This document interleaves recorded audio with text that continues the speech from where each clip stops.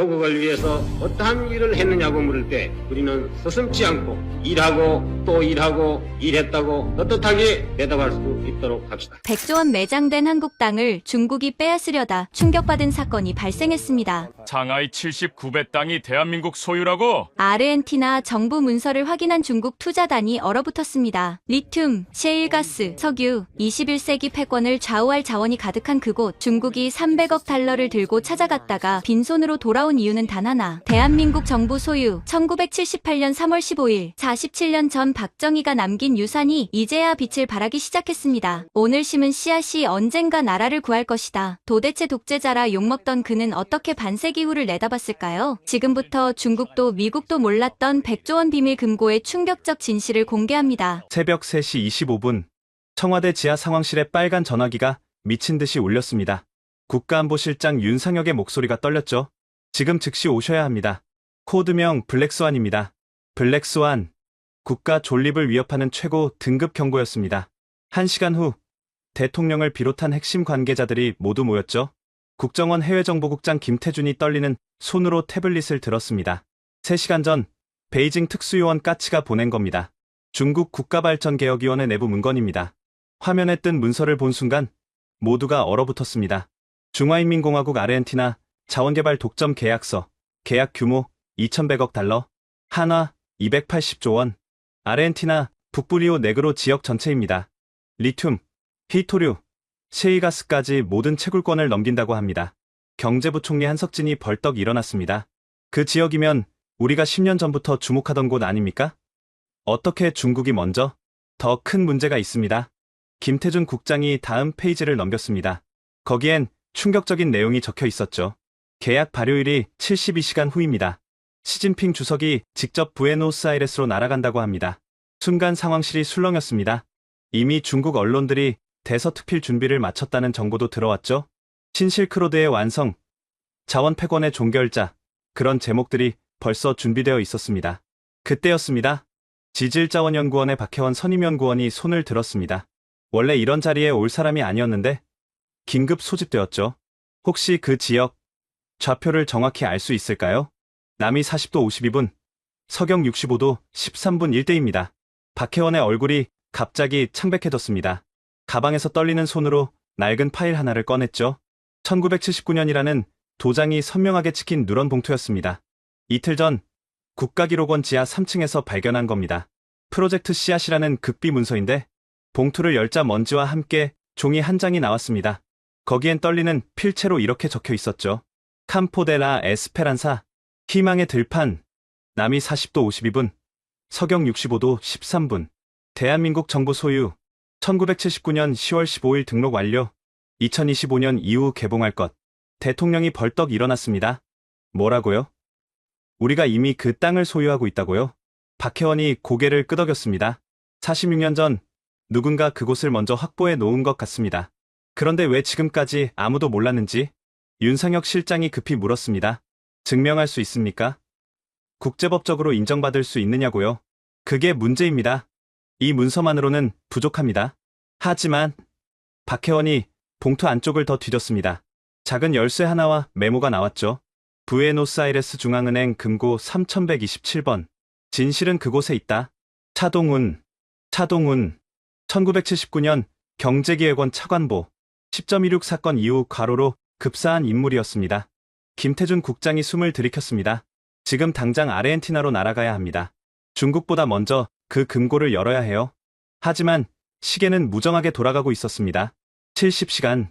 대한민국의 운명이 달린 카운트다운이 시작된 거였죠. 그런데 우리는 몰랐습니다.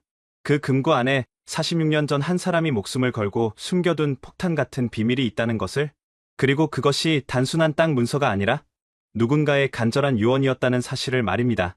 그 비밀을 알기 위해서는 46년 전으로 돌아가야 합니다. 1979년 10월 15일 서울 세종로 정부종합청사 경제기획원 차관보 차동훈은 떨리는 손으로 극비 문서를 작성하고 있었습니다. 10.16이 일어나기 불과 11일 전이었죠. 차관보님, 이런 위험한 일을 왜 혼자 하십니까? 비서실장 정일섭이 걱정스럽게 물었습니다. 차동훈은 창밖을 바라보며 낮은 목소리로 답했죠. 일서봐. 요즘 청와대 분위기가 심상치 않아. 무슨 일이 일어날 것 같은 불안한 예감이 들어 그는 책상 서랍에서 봉인된 서류철을 꺼냈습니다. 프로젝트 씨앗이라고 적힌 파일이었죠. 작년부터 극비리에 진행한 일이야. 아르헨티나 리오 네그로 지역. 겉으로는 황무지지만 지질 조사 결과가 심상치 않았어. 정일섭이 놀라 물었습니다. 하지만 그런 중요한 프로젝트를 왜 아무도 모르게? 각하께서도 모르셔. 내가 독단으로 진행했어. 경제기획원 비밀 예산으로. 차동우는 지도를 펼쳤습니다. 빨간 펜으로 거대한 원이 그려져 있었죠. 여의도에 200배 크기야. 현지 브로커를 통해 이미 가계약을 마쳤어. 하지만 그의 얼굴이 어두워졌습니다. 최근 미국 지질학회 보고서를 입수했는데 이곳에 어마어마한 자원이 매장되어 있을 가능성이 있어. 리튬만 해도 1,500만 톤 이상. 앞으로 전기차 시대가 오면 이게 얼마나 중요한지 알게 될 거야. 그럼 당장 정식 계약을 해야 하는 것 아닙니까? 그게 문제야. 지금 상황에서 이런 거대 프로젝트를 공개하면 정권이 바뀌면 모든 게 무산될 수 있어. 차동우는 금고에서 두꺼운 봉투를 꺼냈습니다. 달러 다발이 가득했죠. 개인 재산을 모두 현금화한 것이었습니다. 내일 부에노스아이레스로 떠나 아르헨티나 정부 고위 인사를 만나기로 했어. 정식 등기를 완료하고 모든 서류를 현지 은행 금고에 보관할 거야. 정일섭이 만류했습니다. 위험합니다. 지금 이런 민감한 시기에 일서봐. 난 예감이 있어. 큰 변화가 올 거야. 그 전에 이것만은 꼭 마무리해야 해. 이건 내 개인의 일이 아니야. 대한민국의 미래를 위한 거야. 차동우는 편지를 쓰기 시작했습니다. 2025년의 대한민국 정부에게 제가 이 글을 쓰는 지금은 1979년 10월입니다. 불안한 시국이지만 저는 믿습니다. 46년 후 대한민국은 지금보다 훨씬 강한 나라가 되어 있을 거라고. 이 땅을 확보하는데 제 전 재산을 썼습니다. 아내도 아이들도 모릅니다. 하지만 후회하지 않습니다. 언젠가 이 땅이 꼭 필요한 순간이 올 겁니다. 그때 이 편지를 읽는 당신들이 제 선택을 이해해 주길 바랍니다. 부디 이 땅을 현명하게 사용하십시오. 대한민국 영광을 위하여. 경제기획원 차관보 차동훈. 10월 18일 차동훈은 부에노스아이레스에 도착했습니다. 현지 변호사 에두아르도 곤잘레스가 그를 맞았죠. 미스터 차, 준비는 모두 끝났습니다. 내일 오전 토지등기소에서 만나요. 하지만 그날 밤 서울에서 긴급 전보가 왔습니다. 각하 서거. 즉시 귀국하라. 10.16이 일어난 것입니다. 차동훈은 망설였습니다. 지금 돌아가면 모든 게 물거품이 될 수 있었죠. 그는 결단을 내렸습니다. 에두아르도 계획을 앞당겨야겠소. 지금 당장 등기를 마쳐야 해요. 새벽 3시 그들은 토지등기소 직원을 깨워 일을 처리했습니다. 모든 서류를 봉인하고 부에노스아이레스 중앙은행 금고에 넣었죠. 왜 이렇게 급하십니까? 조국에 큰 일이 생겼소. 하지만 이것만은 꼭 지켜야 해요. 46년 후를 약속하겠소. 차동우는 귀국 비행기 안에서 마지막 메모를 남겼습니다. 금고 번호 3127. 열쇠는 국가기록원으로. 한 달 후 차동우는 과로로 세상을 떠났습니다. 격동의 시기를 버티지 못한 것이죠. 그가 남긴 비밀은 아무도 몰랐습니다. 그리고 46년이 흘렀습니다. 이제 그 비밀이 세상 밖으로 나올 시간이 된 것입니다. 국가기록원 지하 3층. 박혜원은 3일 전 이곳에서 먼지와 씨름하고 있었습니다. 폐기 예정 문서들을 정리하는 단순 작업이었죠. 선임님, 이거 보세요. 이상한 금속 상자가 있어요. 인턴 박지우가 구석에서 녹슨 상자를 끌어냈습니다. 1979년 경제기획원 딱지가 붙어 있었죠. 폐기 목록에도 없는데요. 박혜원이 조심스럽게 상자를 열었습니다. 안에는 봉인된 봉투 하나와 작은 열쇠가 있었죠. 봉투 위에는 2025년 이후 개봉이라고 적혀 있었습니다. 2025년이면 올해잖아요. 호기심을 참지 못한 박혜원이 봉투를 열었습니다. 그 순간 그녀의 인생이 완전히 바뀌었죠. 캄포데라 에스페란사, 남이 40도 52분, 서경 65도 13분, 부에노스아이레스 중앙은행 금고 3127번. 처음엔 그냥 오래된 행정 문서인 줄 알았습니다. 하지만 좌표를 구글 어스에 입력하는 순간 박혜원은 깜짝 놀랐죠. 이거 최근 국제지질학회에서 주목하는 바로 그 지역이잖아.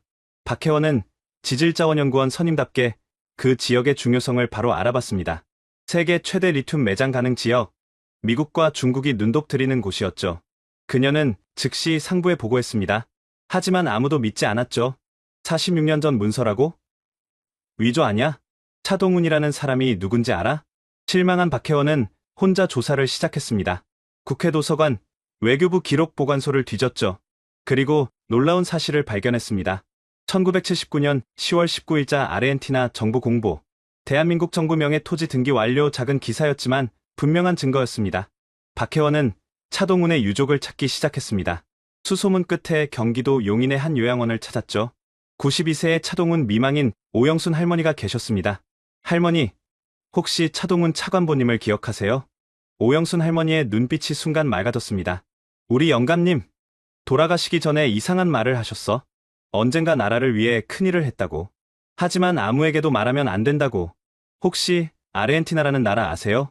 할머니가 놀라며 박혜원을 쳐다봤습니다. 어떻게 그걸? 영감님이 돌아가시기 전날 밤, 열에 들떠서 그 나라 이름을 계속 부르셨어.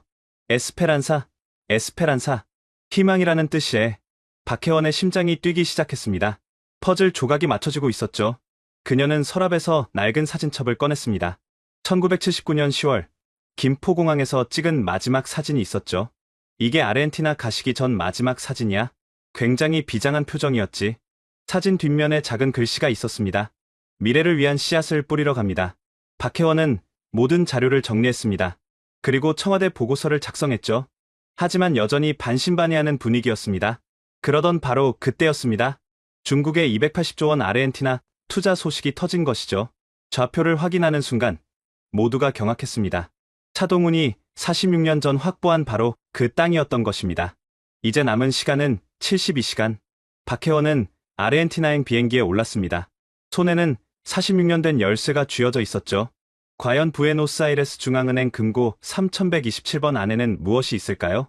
그리고 그것이 정말 대한민국을 구할 수 있을까요? 부에노스아이레스 중앙은행? 박혜원과 외교부 긴급대응팀이 도착했을 때는 현지 시각 오후 2시였습니다. 남은 시간 48시간. 3127번 금고를 확인하고 싶습니다. 은행 직원이 묘한 표정을 지었죠. 그 금고는 46년간 한 번도 열린 적이 없습니다. 혹시 열쇠를 가지고 계신가요? 박혜원이 녹슨 열쇠를 꺼내자 직원의 눈이 커졌습니다. 맙소사, 오래전부터 전해 내려오는 이야기가 사실이었군요. 무슨 이야기요? 저희 은행 선배들 사이에 전해지는 이야기가 있습니다. 1979년 동양인 신사가 와서 거액을 지불하고 금고를 빌렸다고.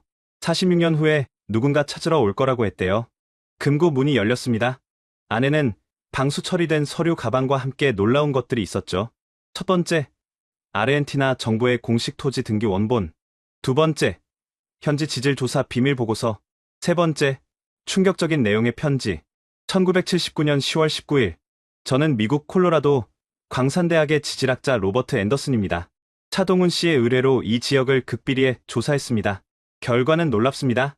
리튬 예상 매장량 1,500만 톤 이상, 히토류 200만 톤, 셰일가스 3조 입방피트. 하지만 현재 기술로는 채굴이 불가능합니다. 40년 후면 가능할 것으로 예상됩니다. 이 보고서를 공개하지 않는 조건으로 100만 달러를 받았습니다. 차동훈 씨는 미래를 보는 눈이 있는 사람입니다. 박혜원의 손이 떨렸습니다. 46년 전 차동훈은 정확히 미래를 예측했던 것이죠. 그때 현지 가이드 산티아고 몬테로가 다가왔습니다. 70대 노인이었죠. 당신들이 한국에서 왔다는 소식을 들었소. 나는 그 땅의 관리인이요. 관리인이라고요? 산티아고는 낡은 수첩을 꺼냈습니다. 1979년 차동훈이라는 사람이 나의 할아버지를 찾아왔소. 매달 소정의 돈을 주며 땅을 지켜달라고 했지. 3대째 그 약속을 지키고 있소. 수첩에는 46년간의 기록이 빼곡했습니다. 매달 땅의 상태를 체크한 일지였죠. 2010년부터 이상한 일이 일어났소. 땅 밑에서 뭔가 빛나는 돌들이 올라오기 시작했지. 중국 사람들이 여러 번 찾아와서 팔라고 했지만 거절했소. 박혜원 팀은 즉시 현장으로 향했습니다. 캄포데라 에스페란사, 희망의 들판. 하지만 눈앞에 펼쳐진 것은 황량한 벌판이었죠. 여기가 200조 원짜리 땅이라고? 외교부 직원 김민수가 의심스럽게 물었습니다. 박혜원은 가방에서 최신 지질 탐사 장비를 꺼냈습니다. 휴대용 라이다와 지자기 측정기였죠. 잠시만요. 뭔가 이상해요. 측정 결과가 나오자 모두가 숨을 멈췄습니다. 지하 200m부터 거대한 리튬 광맥이 있었던 것이죠. 이건 볼리비아 우유니 소금 사막보다 더 큰 규모예요. 그때 산티아고가 의미심장한 말을 했습니다. 차동훈 씨가 말했소. 언젠가 이 땅이 한국을 구할 거라고. 그때가 온 것 같군. 하지만 문제가 있었습니다. 국제법상 소유권을 인정받으려면 실제 개발 의지를 보여야 했죠. 중국이 이미 아르헨티나 정부와 협상 중입니다. 우리가 소유권을 주장해도 개발 능력이 없다고 하면 그때 박혜원의 전화가 울렸습니다. 한국에서 온 긴급 연락이었죠. 삼성 SDI와 LG에너지솔루션이 컨소시엄을 구성했습니다. 현대차와 포스코도 참여하고요. 300조 원 투자 계획을 발표할 예정입니다. 순간 모두가 환호했습니다. 하지만 가장 큰 문제가 남아 있었죠. 중국이 이미 아르헨티나 대통령과 비밀 회담을 하고 있다는 정보. 과연 46년 전 서류가 중국의 돈 폭탄을 막을 수 있을까요? 결전의 시간이 다가오고 있었습니다. 부에노스아이레스 대통령궁. 중국 국가발전개혁위원회 부총재 리잉페이가 아르헨티나 대통령 알베르토 로드리게스를 만나고 있었습니다. 카카, 우리는 280조 원을 제시합니다. 아르헨티나 국가 부채의 절반을 갚을 수 있는 금액이죠. 로드리게스 대통령이 만족스럽게 웃었습니다. 중국의 성의에 감사합니다. 내일 오전 계약서에 서명하죠. 바로 그때였습니다. 비서실장이 급히 들어왔죠. 카카, 한국 외교부 장관이 긴급 면담을 요청합니다. 리잉페이의 얼굴이 굳어졌습니다. 한국? 왜 한국이 여기에? 그는 즉시 베이징에 전화를 걸었습니다. 시진핑 주석의 직통 전화였죠. 주석님, 예상치 못한 변수가 생겼습니다. 한국이 나타났습니다. 한국? 그들이 뭘 할 수 있다고? 계속 진행하라. 하지만 리잉페이의 불안감은 커져만 갔습니다. 30분 후, 한국 외교부 장관 이준석이 회의실에 들어왔습니다. 손에는 46년 된 서류 가방을 들고 있었죠. 카카, 매우 중요한 사실을 알려드리러 왔습니다. 이준석은 차분하게 서류를 꺼냈습니다. 1979년 아르헨티나 정부가 발행한 토지 등기 원본이었죠. 이 땅은 이미 46년 전부터 대한민국 정부 소유입니다. 리잉페이가 벌떡 일어났습니다. 말도 안 돼. 그런 오래된 종이 쪼가리로 뭘 증명한다는 거요? 그는 다시 베이징에 전화했습니다. 이번엔 중국 외교부와 법무부를 화상으로 연결했죠. 긴급 법률 검토가 필요합니다. 한국이 46년 전 문서를 들고 나왔습니다. 베이징 상황실이 발칵 뒤집혔습니다. 중국 최고의 국제법 전문가들이 긴급 소집되었죠. 외교부 부부장 왕이가 말했습니다. 불가능합니다. 그런 오래된 문서는 시효가 지났을 겁니다. 하지만 법무부 국제법 전문가가 고개를 저었습니다. 아닙니다. UN 국제사법재판소 2018년 판례를 보면 50년 이상 된 토지 등기도 유효합니다. 시진핑 주석의 목소리가 화상 화면을 통해 울렸습니다. 그럼 다른 방법을 찾아라. 280조 원 프로젝트를 날릴 수는 없다. 리잉페이가 새로운 전략을 꺼냈습니다. 로드리게스 대통령, 우리는 300조 원으로 올리겠습니다. 그리고 부에노스아이레스에 중국 문화센터도 건설하겠습니다. 하지만 이준석이 태블릿을 꺼냈습니다. UN 국제사법재판소 판례 2018년 207호를 보시죠. 50년 이상 된 토지 등기는 절대적 효력을 갖습니다. 로드리게스 대통령이 법무장관을 불렀습니다. 10분 후 법무장관이 창백한 얼굴로 돌아왔죠. 카카, 한국 측 주장이 맞습니다. 법적으로 우리가 이 땅을 중국에 팔 수 없습니다. 리잉페이가 주먹을 쥐었습니다. 그는 또다시 베이징에 보고했습니다. 상황이 최악입니다. 법적으로 우리가 불리합니다. 시진핑 주석이 긴급 정치국 상무위원회를 소집했습니다. 중나나이가 술렁거렸죠. 동지들, 우리가 너무 안일했다. 한국이 46년 전부터 준비했다니. 리커창 전 총리가 조심스럽게 말했습니다. 주석 동지, 이미 국내외에 대대적으로 홍보했습니다. 실패하면 체면. 280조 원이 날아가는데 체면을 따지나. 시진핑의 고함에 회의실이 조용해졌습니다. 그때 국가안전부장이 보고했습니다. 한국이 더 큰 카드를 준비한 것 같습니다. 미국 빅테크 기업들과 접촉 중입니다. 뭐라고? 설마 그들이? 공안부장이 추가 보고를 했습니다. 테슬라, 애플, 마이크로소프트가 한국 편을 들 가능성이 큽니다. 시진핑이 탁자를 내리쳤습니다. 어떻게든 막아라. 필요하면 400조, 500조라도 제시해. 한편 부에노스아이레스 현지, 리잉페이는 새벽 내내 중국 기업들과 전화회의를 했습니다. 바이두, 알리바바, 텐센트, 모두 자금을 동원하라. 국가의 명운이 달렸다. 중국 기업 총수들이 긴급 회동했습니다. 알리바바 회장이 말했습니다. 50조 원까지는 가능합니다. 텐센트 회장도 거들었습니다. 저희도 30조 원 정도는. 하지만 이미 늦었습니다. 한국은 이미 세계적 기업들과 손을 잡은 상태였죠. 리잉페이가 최후의 수단을 꺼냈습니다. 로드리게스 대통령, 우리는 아르헨티나에 고속철도를 건설해주겠소. 1,000억 달러 규모로. 하지만 로드리게스는 고개를 저었습니다. 죄송합니다. 하지만 법은 법입니다. 그리고 그는 창밖을 가리켰습니다. 대통령궁 앞 광장에 수천 명의 시민들이 모여 있었죠. 한국 환영, 희망의 들판을 지키자 플래카드를 들고 있었습니다. 리잉페이는 다시 베이징에 전화했습니다. 주석님, 민심까지 한국 편입니다. 언론도 마찬가지고요. 중국중앙정치국 회의가 다시 열렸습니다. 이번엔 분위기가 완전히 달랐죠. 왕양 정엽 주석이 말했습니다. 주석 동지, 인정합시다. 우리가 졌습니다. 무슨 소리야? 아직 시간이 있어. 아닙니다. 이미 CNN과 BBC가 한국의 승리를 기정사실화하고 있습니다. 시진핑이 의자에 주저앉았습니다. 40년 넘게 경제 발전을 이뤘는데 한국 따위에게 지다니. 국무원 총리가 조용히 말했습니다. 주석 동지, 한국은 작지만 무시할 상대가 아닙니다. 이번 일로 배웠습니다.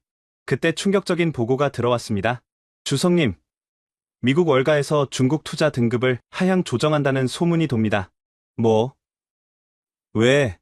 한국과의 경쟁에서 패배하면 중국의 자원 확보 전략 전체가 의심받는다고. 시진핑이 결단을 내렸습니다. 리잉페이 동지를 불러들여라. 더 이상의 손실은 막아야 한다. 부에노스아이레스. 리잉페이가 마지막으로 로드리게스 대통령을 찾았습니다. 카카, 우리의 마지막 제안입니다. 400조 원. 그리고 남미 전체 인프라 투자. 로드리게스가 고개를 저었습니다. 이미 결정했습니다. 내일 발표할 겁니다. 리잉페이가 분노를 참지 못했습니다. 후회할 겁니다. 중국을 적으로 만들면 위협입니까? 경고입니다. 하지만 이준석 장관이 끼어들었습니다. 리 부총재님, 중국도 국제사회의 일원입니다. 법치를 존중해야죠. 리잉페이가 이준석을 노려봤습니다. 당신들이 46년 동안 이런 날을 기다렸습니까? 아니요. 우리는 그저 약속을 지켰을 뿐입니다. 그날 밤, 리잉페이는 베이징에 최종 보고서를 보냈습니다. 패배 인정. 한국의 성견지명의 완패. 교훈 단기 이익에 눈멀면 장기 기회를 놓친다. 건해 향후 50년 계획 수립 필요. 시진핑 주석이 한밤중에 혼자 중난아이를 거닐었습니다. 한국. 작은 나라가 큰 꿈을 이뤘구나. 우리도 배워야 한다. 다음날 아침, 중국 언론들은 일제히 논평을 냈습니다. 인민일보, 장기 비전의 중요성을 깨달았다. 환구15, 한국의 인내에서 배운다. 신화통신 작은 거인, 한국의 저력, 중국이 공식적으로 패배를 인정한 것이었습니다. 산티아고 몬테로가 확성기를 들고 외쳤습니다. 46년간 약속을 지킨 나라를 믿습니다.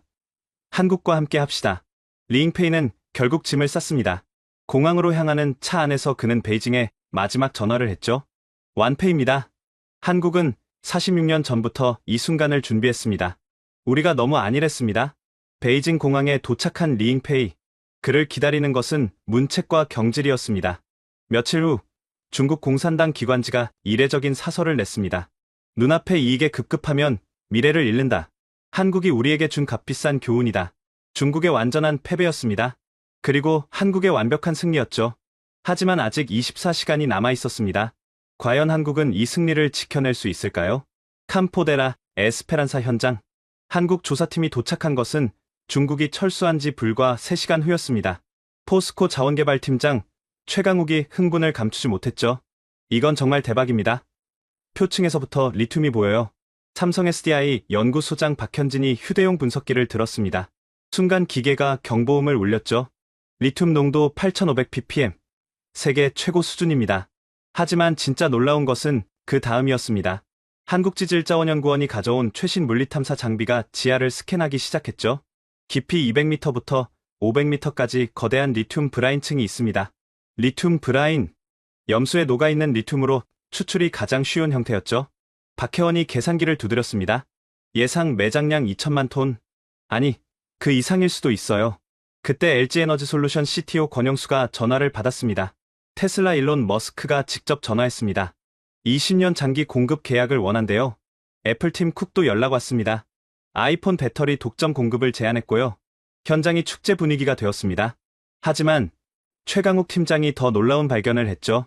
여기 보세요. 리튬만 있는 게 아닙니다. 땅을 파자 은백색 금속이 나왔습니다. 코발트입니다. 배터리의 핵심 원료죠. 니켈도 있어요. 망간도 발견됐습니다. 배터리에 필요한 모든 원료가 한 곳에 있었던 것입니다. 이런 곳은 전 세계 어디에도 없었죠. 현대차 연구소장 정대훈이 감탄했습니다. 여기에 배터리 공장을 세우면 물류비가 제로에 가깝겠네요. 혁명적인 원가 절감이 가능합니다. 그런데 더 놀라운 일이 벌어졌습니다. 시추 작업 중 뜨거운 물이 솟구쳐 올랐죠. 온천이다. 아니었습니다. 박혜원이 소리쳤습니다. 지열입니다. 지열 발전이 가능한 고온의 지하수예요. 포스코 팀이 즉시 분석에 들어갔습니다. 섭씨 180도. 대규모 지열 발전소를 건설할 수 있습니다. 이제 퍼즐이 완성되었습니다. 원료도 있고 에너지도 있었죠. 완벽한 자급자족 배터리 생산 기지가 가능했습니다. 소식이 전해지자 전 세계가 들썩였습니다. 블룸버그가 긴급 분석을 내놨죠. 한국이 확보한 것은 단순한 리튬 광산이 아니다. 미래 에너지 산업의 심장부다. 중국 언론들도 인정할 수밖에 없었습니다. 한국의 46년 투자, 신의 한 수였다. 그날 밤 campo de la Esperanza에서 작은 기념식이 열렸습니다. 산티아고 몬테로가 46년간 보관해온 깃발을 꺼냈죠. 차동훈 씨가 남긴 겁니다. 언젠가 한국 사람들이 오면 걸어달라고 했죠. 태극기였습니다. 46년의 세월에도 색이 바래지 않았죠. 박혜원이 깃발을 들어 올렸습니다. 황량한 벌판 위로 태극기가 펄럭였죠. 그 순간 모두가 울컥했습니다. 46년 전 한 사람의 신념이 만들어낸 기적이었으니까요. 하지만 이것은 시작에 불과했습니다. 다음날 더 큰 발견이 기다리고 있었으니까요. 시추 작업 3일째, 지하 800m를 뚫는 순간 검은 액체가 분출했습니다. 석유다. 하지만 더 정확히는 셰일오일이었죠. 최강욱 팀장이 흥분했습니다. 믿기지 않아요. 셰일층이 어마어마하게 두꺼워요. 한국석 유공사 탐사팀이 긴급 투입되었습니다. 3차원 탄성파 탐사를 실시했죠. 결과는 충격적이었습니다. 셰일가스 매장량 5조 입방피트 이상, 원유로 환산하면 80억 배럴, 한국이 연간 수입하는 양의 10년치입니다. 그런데 박현진 연구소장이 이상한 점을 발견했습니다. 지층 구조가 특이해요. 마치 누가 일부러 설계한 것처럼 자원들이 층층이 쌓여 있어요. 위에서부터 리튬, 코발트, 니켈, 중간에 구리와 히토류, 아래층에 셰일가스와 오일, 그리고 가장 깊은 곳에 우라늄입니다. 방사선 측정기가 반응했죠. 전홍축 우라늄이지만 원자력 발전에 충분한 등급이었습니다. 매장량 최소 10만 톤, 소형 모듈 원자로 100기를 100년간 운영할 수 있는 양입니다. 이제 모든 것이 명확해졌습니다. 이곳은 단순한 자원 광산이 아니라 에너지 독립의 완성판이었죠. 배터리 원료, 화석 연료, 원자력 연료까지 미래 에너지의 모든 것이 여기 있었습니다. 권영수 CTO가 즉시 한국으로 전화했습니다. 대통령님, 이곳에 수소 생산 시설까지 건설할 수 있습니다. 그린 수소 경제의 전진 기지가 될 겁니다. 소식이 알려지자 세계가 다시 한번 뒤집혔습니다. 파이낸셜 타임스가 일면 헤드라인을 뽑았죠. 한국, 에너지 초강대국으로 부상. 일본 니케이 신문도 충격을 감추지 못했습니다. 한국이 자원부국이 되다니 동아시아 판도가 완전히 바뀔 것. 그때 뜻밖의 제안이 들어왔습니다. 유럽연합 에너지 담당 집행위원이 직접 전화한 것이죠. 한국과 전략적 에너지 동맹을 맺고 싶습니다. 러시아 가스 의존도를 낮추는데 협력해주세요. 미국 에너지부 장관도 연락해왔습니다. 한미 에너지 안보 협력을 한 단계 높입시다. 중국 견제를 위해 함께하길 원합니다. 순간 한국의 외교적 위상이 완전히 달라졌습니다. 자원이 곧 힘인 시대. 한국이 드디어 그 힘을 갖게 된 것이죠. 하지만 가장 극적인 순간은 따로 있었습니다. 리잉페이가 다시 부에노스아이레스로 돌아왔습니다. 이번엔 다른 제안을 들고 왔죠. 한국과 중국이 공동 개발하는 것은 어떻습니까? 우리의 자본과 시장, 한국의 기술과 자원을 합치면 이준석 장관이 단호하게 고개를 저었습니다. 46년을 기다린 것을 며칠 만에 나눠달라고요? 그건 예의가 아니죠. 리잉페이가 한숨을 쉬었습니다. 차동훈이라는 사람, 정말 대단합니다. 반세기를 내다본 해안이라니 그는 믿었습니다. 언젠가 한국이 강대국이 될 거라고. 그 믿음이 오늘의 기적을 만든 거죠. 그날 밤, 박혜원은 차동훈의 편지를 다시 읽었습니다. 이 땅이 꼭 필요한 순간이 올 겁니다. 그 순간이 바로 지금이었습니다. 산티아고 몬테로의 집, 3대째 내려온 목장 주택은 소박했지만 단정했습니다. 박혜원이 약속대로 찾아왔죠. 46년간 땅을 지켜주셔서 감사합니다. 산티아고가 미소를 지으며 오래된 철제 금고를 열었습니다. 이것을 보여드리고 싶었소. 수십 권의 일기장이 나왔습니다. 1979년부터 2025년까지 빠진 날이 없었죠. 할아버지, 아버지, 그리고 나 3대가 쓴 기록이요. 첫 페이지를 열자 스페인어로 적힌 문장이 보였습니다. 1979년 10월 19일. 오늘 특별한 손님이 왔다. 차동훈이라는 동양 신사다. 그는 이 황무지를 사면서 이상한 부탁을 했다. 매달 이 땅을 확인하고 기록을 남겨달라고. 언젠가 그의 후손들이 찾아올 거라고 했다. 박혜원이 페이지를 넘겼습니다. 1980년 3월 15일. 오늘 이상한 편지가 왔다. 차동훈 씨가 죽었다는 소식이다. 하지만 매달 관리비는 계속 송금된다. 누군가 그의 유언을 지키고 있는 것 같다. 산티아고가 설명했습니다. 차동훈 씨가 남긴 비상금이 있었소. 은행에 신탁해둔 돈으로 매달 자동 송금되었지. 일기는 계속되었습니다. 1995년 8월 20일. 오늘 중국인들이 찾아왔다. 이 땅을 10배 가격에 사겠다고 한다. 하지만 거절했다. 약속은 약속이니까. 2001년 4월 3일. 미국 석유회사가 왔다. 시추 허가를 요청했지만 거절했다. 이 땅은 한국 것이다. 2010년 11월 15일. 놀라운 일이 일어났다. 땅에서 이상한 백색 결정체가 올라왔다. 지질학자 친구가 리튬이라고 했다. 하지만 비밀로 하기로 했다. 박혜원의 눈시울이 붉어졌습니다. 평범한 목장주 가족이 46년간 약속을 지킨 것이죠. 왜 그렇게까지 하셨어요? 산티아고가 차동훈이 남긴 사진을 꺼냈습니다. 이 사람의 눈을 보시오. 간절함이 보이지 않소. 그는 돈으로 산 게 아니라 신뢰를 샀소. 일기장 마지막 권. 산티아고가 직접 쓴 최근 기록이었습니다. 2025년 9월 10일. 드디어 한국 사람들이 왔다. 46년의 기다림이 끝났다. 할아버지가 옳았다. 약속은 지켜졌고 기적은 일어났다. 그때 산티아고의 손자 디에고가 들어왔습니다. 20대 청년이었죠. 할아버지, 한국 분들께 그것도 보여드려야죠. 디에고가 가져온 것은 낡은 가죽 가방이었습니다. 안에는 놀랍게도 한글로 쓰인 편지가 있었죠. 산티아고 가문에게 먼저 감사의 말씀을 드립니다. 저는 곧 한국으로 돌아가지만 이 약속이 지켜지리라 믿습니다. 혹시 제가 돌아오지 못하더라도 언젠가 태극기를 든 사람들이 올 것입니다. 그들에게 이 편지를 전해주세요. 이 땅은 단순한 투자가 아닙니다. 대한민국의 미래입니다. 부디 그 미래를 지켜주십시오. 1979년 10월 19일 차동훈. 편지 아래 작은 메모가 더 있었습니다. PS. 제 아내 영순과 아이들을 위해 기도해주세요. 그들은 제가 무엇을 했는지 모를 겁니다. 하지만 언젠가 자랑스러워할 날이 오겠죠? 박혜원이 흐르는 눈물을 닦았습니다. 이 편지를 차동훈 선생님 가족에게 전해드려야겠어요. 산티아고가 마지막으로 보여준 것은 뒤뜰의 작은 기념비였습니다. 스페인어와 한글이 나란히 새겨져 있었죠. 여기 미래를 심다. 차동훈.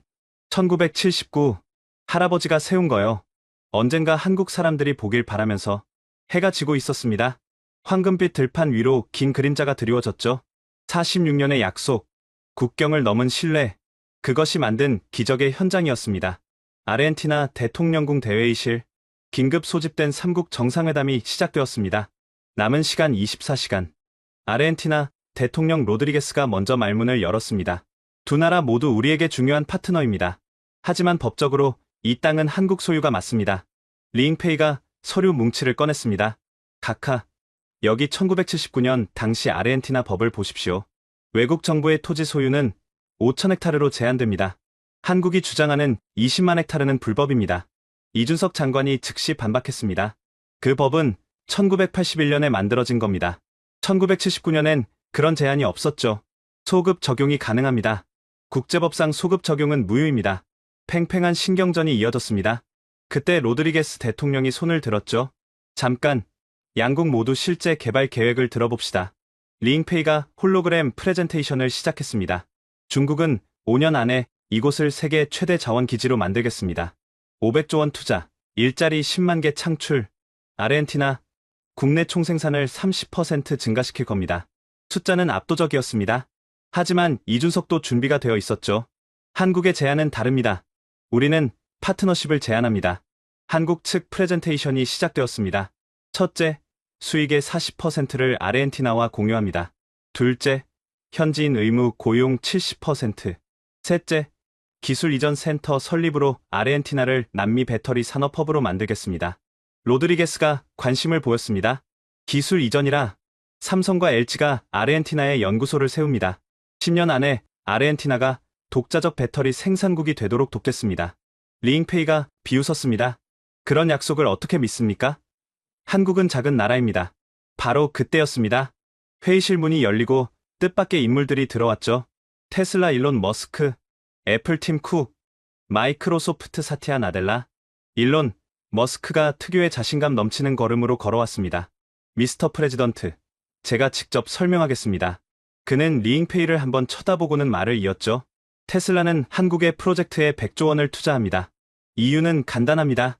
한국은 약속을 지키는 나라니까요. 팀 쿡이 거들었습니다. 애플도 50조 원을 투자합니다. 우리는 이미 삼성, LG와 20년간 협력해왔습니다. 그들이 한 번도 약속을 어긴 적이 없죠. 사티아 나델라도 합류했습니다. 마이크로소프트는 이곳에 클라우드 데이터 센터를 건설할 겁니다. 한국과 함께라면 안전하고 효율적인 운영이 가능합니다. 리잉페이의 얼굴이 창백해졌습니다. 잠깐, 이건 사전에 짜고 온 각본 아닙니까? 일론 머스크가 웃었습니다. 각본? 아니요. 이건 비즈니스입니다. 우리는 신뢰할 수 있는 파트너를 선택한 것뿐이죠. 그가 태블릿을 꺼내 화면을 보여줬습니다. 이걸 보세요. 중국이 아프리카에서 한 일들입니다. 약속했던 일자리는 어디 있습니까? 기술 이전은요? 모두 중국 노동자만 데려와서 일 시키고 자원만 빼갔잖아요. 리잉페이가 주먹을 불끈 쥐었습니다. 그건 왜곡된 정보입니다. 그럼 잠비아 정부 공식 보고서도 거짓입니까? 콩고 의회 청문회 기록도요? 분위기가 험악해졌습니다. 로드리게스 대통령이 중재에 나섰죠. 진정하세요. 우리는 아르헨티나 국민에게 최선인 선택을 해야 합니다. 그때 문이 다시 열렸습니다. 이번엔 아르헨티나 의회 의원 20명이 들어왔죠. 야당 대표 카를로스 멘도자가 발언했습니다. 대통령 각하, 우리는 국민 여론을 대변하러 왔습니다. 그는 서류를 꺼냈습니다. 오늘 오전 실시한 긴급 여론조사입니다. 국민의 73%가 한국과의 협력을 지지합니다. 이유를 물었더니 가장 많은 답변이 한국은 우리를 존중한다였습니다. 리잉페이가 최후의 수단을 꺼냈습니다. 잠깐, 우리는 유엔 안보리 상임이사국입니다. 이 문제를 국제사법재판소로 가져가겠습니다. 최소 10년은 걸릴 겁니다. 긴장감이 최고조에 달했습니다. 그때 이준석이 조용히 말했죠. 그러시려면 그러세요. 하지만 그가 태블릿에서 동영상을 재생했습니다. 중국 정부가 아프리카에서 벌인 강압적 자원개발 현장이었죠. 이것을 유엔에 공개할 겁니다. 국제 여론이 어느 쪽을 지지할까요? 더 충격적인 영상이 이어졌습니다. 위구르 강제 노동 현장, 티베트 자원 약탈 장면들이었죠. 이것도 공개할 겁니다. 인권이사회가 어떻게 반응할까요? 리잉페이가 벌떡 일어났습니다. 협박입니까? 아니요. 선택입니다. 평화롭게 경쟁하든지, 진흙탕 싸움을 하든지. 일론 머스크가 끼어들었습니다. 오, 하나 더 있습니다. 테슬라는 내일부터 중국산 배터리 수입을 전면 중단합니다. 한국산으로 교체하죠. 팀 쿡도 가세했습니다. 애플도 마찬가지입니다. 중국 의존도를 제로로 만들 겁니다. 이제 중국은 완전히 궁지에 몰렸습니다. 배터리 시장에서 퇴출당할 위기였죠. 리잉페이가 베이징에 전화를 걸었습니다. 주석님, 상황이 최악입니다. 미국 빅테크 기업들이 모두 한국 편입니다. 전화기 너머로 시진핑 주석의 한숨 소리가 들렸습니다. 철수하라. 더 이상은 무의미하다. 로드리게스 대통령이 결단을 내렸습니다. 24시간 후 제 결정을 발표하겠습니다. 그때까지 양국 모두 최종 제안서를 제출하세요. 회의가 끝났습니다. 하지만 진짜 승부는 이제부터였죠. 그날 밤 부에노스아이레스는 불이 꺼지지 않았습니다. 양국 모두 마지막 로비를 펼쳤죠. 한국은 시민사회를 움직였습니다. 산티아고 가족의 46년 스토리가 언론에 공개되었죠. 현지 방송국들이 특집 다큐멘터리를 방영했습니다. 한 가족이 46년간 약속을 지킨 감동 실화. 중국은 정치권을 압박했습니다. 의회 의원들에게 거액의 뇌물을 제시했죠. 하지만 대부분 거절했습니다. 국민이 지켜보고 있다. 돈의 나라를 팔 수는 없다. 12시간 후 부에노스아이레스 시내에 수만 명이 모였습니다. 한국과 함께 신뢰의 파트너십. 46년을 기다린 나라를 믿습니다. 시민들이 자발적으로 나온 것이었죠. 그중엔 한국 기업에서 일하길 꿈꾸는 청년들이 많았습니다. 한국은 기술을 가르쳐준대요. 우리도 선진국이 될 수 있어요. 리잉페이는 호텔 방에서 이 모든 걸 지켜봤습니다. 완패였습니다. 그는 마지막 보고서를 작성했죠. 한국은 단순히 돈으로 이긴 게 아닙니다. 신뢰와 존중으로 이겼습니다. 우리는 너무 오만했습니다. 새벽 4시. 이준석 장관은 잠들지 못하고 창밖을 보고 있었습니다. 차동훈 선배님, 보고 계십니까? 당신이 뿌린 씨앗이 이렇게 큰 열매를 맺었습니다. 12시간 후면 운명이 결정될 것입니다. 하지만 이미 승부는 기울고 있었죠. 과연 최후의 승자는 누가 될까요? 운명의 시간. 아르헨티나 대통령궁 광장에 전 세계 취재진이 몰렸습니다. CNN, BBC, NHK, 알자지라까지 모든 글로벌 방송사가 생중계 준비를 마쳤죠. 로드리게스 대통령이 연단에 올랐습니다. 신사숙녀 여러분, 역사적 결정을 발표합니다. 광장이 조용해졌습니다. 모두가 숨을 죽였죠. 캠포 데 라 에스페란사는 1979년부터 대한민국 소유임을 공식 확인합니다. 순간 한국 취재진이 환호했습니다. 리잉페이는 고개를 떨구었죠. 하지만 로드리게스가 손을 들었습니다. 한 가지 조건이 있습니다. 한국은 약속대로 아르헨티나와 진정한 파트너가 되어야 합니다. 이준석 장관이 단상으로 올라왔습니다. 그리고 놀라운 발표를 했죠. 한국 정부는 캠포 데 라 에스페란사 개발권의 30%를 아르헨티나 정부에 무상으로 제공합니다. 장내가 술렁였습니다. 이건 계획에 없던 제안이었죠. 또한 현지 청년 1000명을 한국으로 초청해 기술 교육을 시키겠습니다. 미래의 리더로 키우겠습니다. 로드리게스가 감격해 이준석과 포옹했습니다. 역사적 순간이었죠. 그 순간 전 세계가 일제히 속보를 타전했습니다. CNN 앵커 앤더슨 쿠퍼가 흥분한 목소리로 전했습니다. 믿기 힘든 일입니다. 한국이 46년 전 투자로 200조 원 규모의 자원을 확보했습니다. 이것은 단순한 투자 성공이 아닙니다. 한 국가의 운명을 바꾼 세계의 결단입니다. BBC 특파원도 현장에서 리포트했습니다. 지금 부에노스아이레스는 축제 분위기입니다. 시민들이 거리로 나와 한국 국기를 흔들고 있습니다. 데이비드가 골리앗을 이긴 것 같다는 반응입니다. 일본 NHK는 충격을 감추지 못했습니다. 한국이 자원부국이 되었습니다. 이는 동북아시아 전체 판도를 바꿀 사건입니다. 일본도 한국과의 협력을 서둘러야 할 것으로 보입니다. 가장 극적인 반응은 월스트리트에서 나왔습니다. CNBC 경제 전문가 짐 크레이머가 소리쳤습니다. 바이 코리아. 바이 코리아. 지금 당장 한국 주식을 사세요. 이건 일생일대의 기회입니다. 뉴욕 증시가 열리자마자 한국 관련주가 폭등했습니다. 삼성전자 주가 22% 상승, LG에너지솔루션 35% 상승, 포스코 28% 상승, 현대차 24% 상승, 나스닥에 상장된 한국 기업 쿠팡까지 18% 올랐습니다. 한국과 아무 상관없어 보이는 기업도 올랐죠. 골드만삭스 긴급 보고서가 나왔습니다. 한국의 자원 확보는 게임 체인저다. 한국을 자원 수입국에서 자원 수출국으로 재분류한다. 목표 신용등급 AAA로 상향. 무디스와 S&P도 즉시 한국 신용등급을 올렸습니다. 원달러 환율은 장중 한때 950원까지 떨어졌습니다. 1997년 IMF 이후 최고 수준의 원화 강세였죠.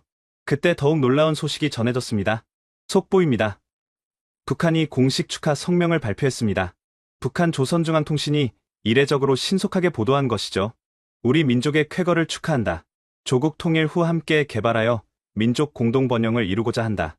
역사상 처음으로 북한이 한국의 경제적 성취를 공식 축하한 것입니다. 청와대 대변인이 즉각 화답했습니다. 북한의 축하에 감사드립니다. 이 자원이 한반도 전체의 번영을 위해 쓰이길 희망합니다. 유럽연합도 움직였습니다. EU 집행위원장 우르줄라 폰데어 라이엔이 직접 전화를 걸어왔습니다. 한국과 전략적 자원 동맹을 맺고 싶습니다. 러시아 에너지 의존에서 벗어나는데 한국이 도와주세요. 중동 국가들도 관심을 보였습니다. 사우디아라비아 왕세자가 메시지를 보냈습니다. 석유시대 이후를 함께 준비합시다. 한국의 배터리 기술과 우리의 자본을 결합하면 시너지가 클 것입니다. 그런데 가장 의외의 반응은 중국에서 나왔습니다. 시진핑 주석이 직접 성명을 발표했습니다. 한국의 성공을 축하한다. 46년의 인내와 신념은 우리도 배워야 할 덕목이다. 미래 지향적 협력을 희망한다. 사실상 패배를 인정하면서도 관계 개선 의지를 보인 것이죠. 리잉페이도 귀국 전 기자회견을 했습니다. 한국은 단순히 운이 좋았던 게 아닙니다. 46년 전부터 미래를 준비한 것입니다. 중국도 단기 이익보다 장기 비전을 가져야 한다는 교훈을 얻었습니다. 한편 서울에서는 시민들이 광화문 광장으로 모여들었습니다. 대한민국, 대한민국, 태극기를 든 수만 명이 자발적으로 모인 것이죠. 그 중에는 차동훈의 손자도 있었습니다. 할아버지, 당신이 옳았어요. 우리가 해냈어요. 그가 하늘을 향해 외치자 주변 사람들이 박수를 쳤습니다. 청와대에서 대통령이 대국민 담화를 발표했습니다. 국민 여러분, 오늘 우리는 자원 빈국에서 자원 강국이 되었습니다. 46년 전 누군가의 희생과 헌신이 만든 기적입니다. 그때 감동적인 장면이 연출되었습니다. 차동훈의 부인 오영순 할머니가 휠체어를 타고 나타난 것이죠. 대통령이 할머니께 다가갔습니다. 할머니, 차관보님 덕분입니다. 정부를 대표해 감사드립니다. 오영순 할머니가 떨리는 목소리로 말했습니다. 우리 영감이 하늘에서 기뻐하시겠네요. 그토록 바라던 강한 나라가 됐으니. 순간 모든 사람들이 기립박수를 쳤습니다. 눈시울이 붉어진 사람들이 많았죠. 전 세계 한인들도 들썩였습니다. LA 한인타운에서는 즉석 퍼레이드가 열렸습니다. 코리아, 코리아, 우리가 해냈다 라고 영어로 외쳤습니다. 도쿄의 한국 학교에서는 학생들이 태극기를 그리며 축하했습니다. 파리의 한인 유학생들은 에펠탑 앞에서 플래시몹을 했죠. SNS는 폭발했습니다. 트위터 실시간 트렌드 1위 샵 코리안 미러클, 유튜브에는 축하 영상이 쏟아졌습니다. 틱톡에서는 한국 국가를 부르는 챌린지가 유행했죠. 한편 부에노스아이레스 현장, 첫 삽을 뜨는 기공식이 열렸습니다. 박혜원이 첫 삽을 떴습니다. 흙 속에서 하얀 리튬 결정이 반짝였죠. 시작합니다. 대한민국의 새로운 100년을. 그때 하늘에서 드론 1000대가 날아올랐습니다. 태극기를 그리며 축하 비행을 했죠. 산티아고 몬테로가 손자와 함께 지켜보며 말했습니다. 약속이 지켜졌구나. 할아버지가 오르셨어.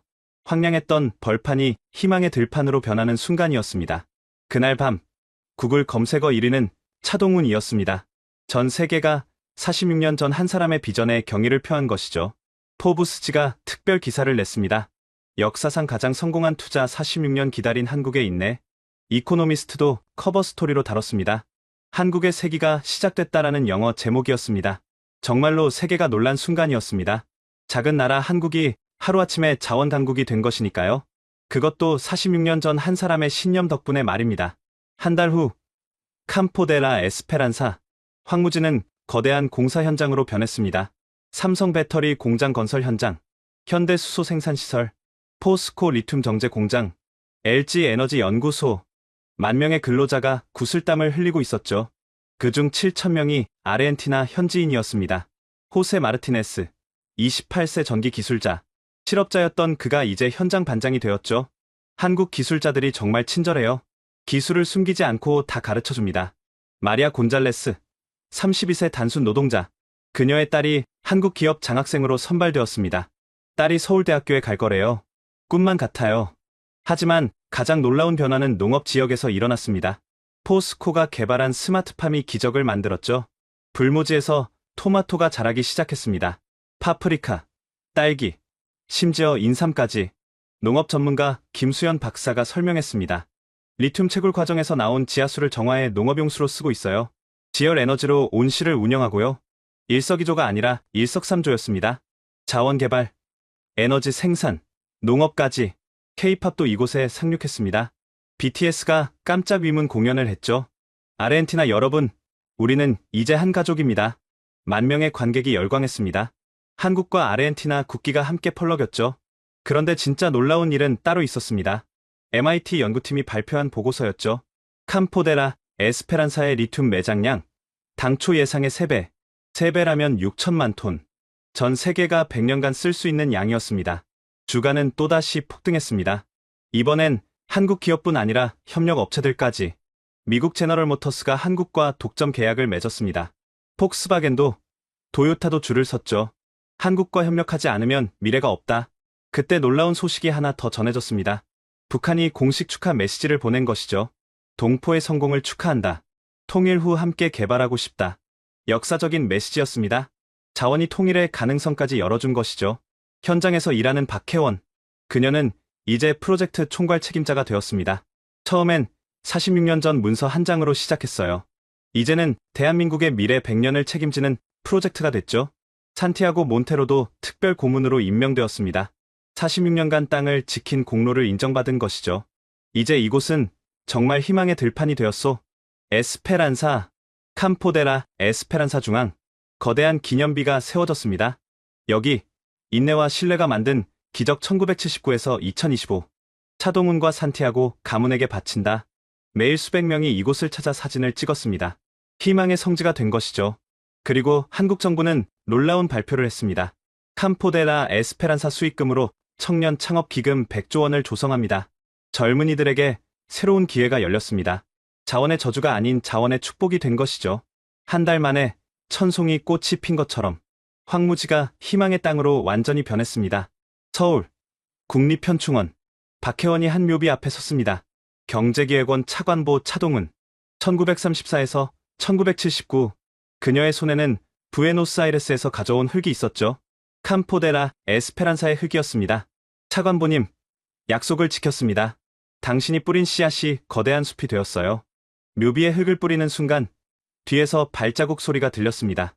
오영순 할머니였죠. 딸과 손자가 부축하고 있었습니다. 할머니, 오셨군요. 혜원양, 고마워요. 우리 영감 꿈을 이뤄줘서. 할머니가 낡은 편지 하나를 꺼냈습니다. 46년 전 차동훈이 남긴 마지막 편지였죠. 사랑하는 영순에게 내가 갑자기 떠나게 되어 미안하오. 하지만 꼭 해야 할 일이 있소. 우리 아이들이 살아갈 미래를 위한 일이오. 지금은 이해하지 못하겠지만 언젠가 당신도 알게 될 거요. 내가 왜 전 재산을 걸었는지. 부디 나를 원망하지 마시오. 그리고 아이들에게 전해주시오. 아버지는 나라를 사랑했다고. 추신. 혹시 2025년이 되면 국가기록원에 가보시오. 내가 남긴 선물이 있을 거요. 오영순 할머니가 눈물을 닦았습니다. 46년을 기다렸어요. 영감이 미쳤다고 생각했죠. 전 재산을 아르헨티나 땅에 쓰다니. 하지만 이제 아시죠? 차관보님이 얼마나 위대한 일을 하셨는지. 그때 할머니의 손자가 말했습니다. 할머니, 저도 할아버지처럼 살고 싶어요. 미래를 보는 눈을 갖고 싶어요. 손자는 서울대 지질학과 학생이었습니다. 할아버지를 닮아가고 있었죠. 박혜원이 태블릿을 꺼냈습니다. 캄포데라 에스페란사의 실시간 영상이었죠. 보세요. 지금 이 순간에도 기적은 계속되고 있어요. 화면 속에서 거대한 공장들이 돌아가고 있었습니다. 수천 명의 사람들이 일하고 있었죠. 그때 대통령실에서 전화가 왔습니다. 박혜원 박사님, 대통령님이 찾으십니다. 1시간 후 청와대. 대통령이 직접 박혜원을 맞았습니다. 박사님, 새로운 프로젝트를 맡아주셨으면 합니다. 새로운 프로젝트요? 대통령이 세계 지도를 펼쳤습니다. 차동훈 프로젝트 2025입니다. 이번엔 우리가 미래 50년을 준비할 차례예요. 지도에는 여러 지역이 표시되어 있었습니다. 북극해, 아프리카, 심지어 달까지. 북극에는 히토류가, 아프리카에는 코발트가, 달에는 헬륨삼이 있습니다. 지금 투자하면 50년 후 우리 후손들이 감사할 겁니다. 박혜원이 숨을 들이켰습니다. 차관보님의 정신을 이어가자는 거군요. 맞습니다. 이번엔 정부만이 아니라 국민 모두가 참여합니다. 국민 펀드를 만들 거예요. 며칠 후 프로젝트가 발표되었습니다. 대한민국 미래 100년 펀드. 첫날 만에 10조 원이 모였습니다. 국민들이 자발적으로 참여한 것이죠. 차동훈처럼 우리도 미래에 투자합니다. 우리 손자들을 위해 한 구자. 박혜원은 깨달았습니다. 차동훈이 남긴 것은 단순한 땅이 아니었다고. 미래를 보는 눈, 그 정신을 남긴 것이라고. 그날 밤, 박혜원은 일기를 썼습니다. 오늘 나는 깨달았다. 한 사람의 신념이 나라를 바꿀 수 있다는 것을, 46년을 기다릴 수 있는 인내가 있다면 불가능한 일은 없다는 것을. 이제 우리 차례다. 우리도 50년 후를 위해 씨앗을 뿌려야 한다. 우리 후손들이 우리를 기억하도록. 창밖으로 서울의 야경이 빛나고 있었습니다. 46년 전보다 훨씬 밝은 불빛들이었죠. 강한 나라가 된 대한민국. 그 시작은 한 사람의 작은 용기였습니다. 2025년 9월 19일 캄포데라 에스페란사에서 특별한 행사가 열렸습니다. 미래유산의 날 선포식이었죠. 전 세계에서 3만 명이 모였습니다. 한국인, 아르헨티나인, 그리고 세계 각국 사람들. 무대 위에 오영순 할머니가 올라왔습니다. 93세의 나이에도 눈빛은 맑았죠. 여러분, 제 남편은 46년 전 이렇게 말했습니다. 오늘 심은 씨앗이 언젠가 나라를 구할 거라고. 장내가 조용해졌습니다. 이제 여러분께 묻고 싶습니다. 우리는 46년 후 무엇을 남길 건가요? 그때 무대 옆 스크린에 영상이 나타났습니다. 전 세계 청년들의 메시지였죠. 저는 기후 위기 해결을 위해 나무 100만 그루를 심겠습니다. 저는 우주 개발 기금에 투자하겠습니다. 저는 교육 사업으로 미래 인재를 키우겠습니다. 박혜원이 마이크를 잡았습니다. 오늘 우리는 새로운 프로젝트를 시작합니다. 타임캡슐 2071. 거대한 캡슐이 무대에 등장했습니다. 티타늄으로 만든 특수 용기였죠. 이 안에 우리의 꿈과 계획을 넣을 겁니다. 46년 후인 2071년에 개봉하죠. 사람들이 하나씩 자신의 약속을 넣기 시작했습니다. 어떤 이는 사업 계획서를, 어떤 이는 미래를 위한 편지를, 어떤 이는 첨단 기술 설계도를, 산티아고 몬테로도 무언가를 넣었습니다. 우리 가문도 계속 이 땅을 지킬 겁니다.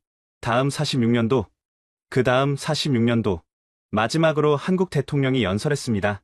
여러분, 우리는 증명했습니다. 작은 나라도 큰 꿈을 이룰 수 있다는 것을. 이제 그 꿈을 세계와 나눕니다. 혼자 가면 빨리 가지만 함께 가면 멀리 갑니다. 46년 후 우리 후손들이 자랑스러워할 세상을 만듭시다. 타임캡슐이 봉인되었습니다. 카운트다운이 시작되었죠. 10, 9, 8, 7, 6, 5, 4, 3, 2, 1. 캡슐이 지하 100m 특수 보관소로 내려갔습니다. 2071년까지 잠들 운명이었죠. 하늘에서 불꽃놀이가 터졌습니다. 태극 문양과 아르헨티나 태양이 함께 빛났죠. 그때 어린 소녀 하나가 박혜원에게 다가왔습니다. 이모, 정말 46년 후에 더 좋은 세상이 될까요? 박혜원이 소녀의 머리를 쓰다듬었습니다. 그럼, 당연하지. 46년 전 누군가 우리를 위해 준비했듯이 우리도 너희를 위해 준비하고 있단다. 해가 지고 있었습니다. 캄포데라 에스페란사의 황금빛 들판이 빛났죠. 차동훈이 뿌린 씨앗은 거대한 숲이 되었습니다. 이제 그 숲에서 새로운 씨앗들이 날아가고 있었죠. 미래를 향해, 더 나은 세상을 향해, 끝없는 희망을 품고서. 지금까지 72시간의 위기와 46년의 약속이 만든 기적의 이야기, 어떠셨나요? 한 사람의 신념과 용기가 어떻게 나라의 운명을 바꿀 수 있는지 보셨을 겁니다. 우리 곁엔 분명 이런 영웅들이 있었을 거예요. 그들 덕분에 오늘의 대한민국이 있는 거겠죠. 여러분도 미래를 위해 무언가 준비하고 계신가요? 작은 씨앗이라도 좋습니다. 언젠가 그것이 거대한 나무가 될 테니까요. 이 이야기가 감동적이셨다면 좋아요와 구독 부탁드립니다. 그리고 꼭 공유해주세요. 우리도 미래를 준비하는 용기를 가질 수 있도록 다음에도 더 놀라운 이야기로 찾아뵙겠습니다. 지금까지 코리아 원더풀이었습니다. 감사합니다.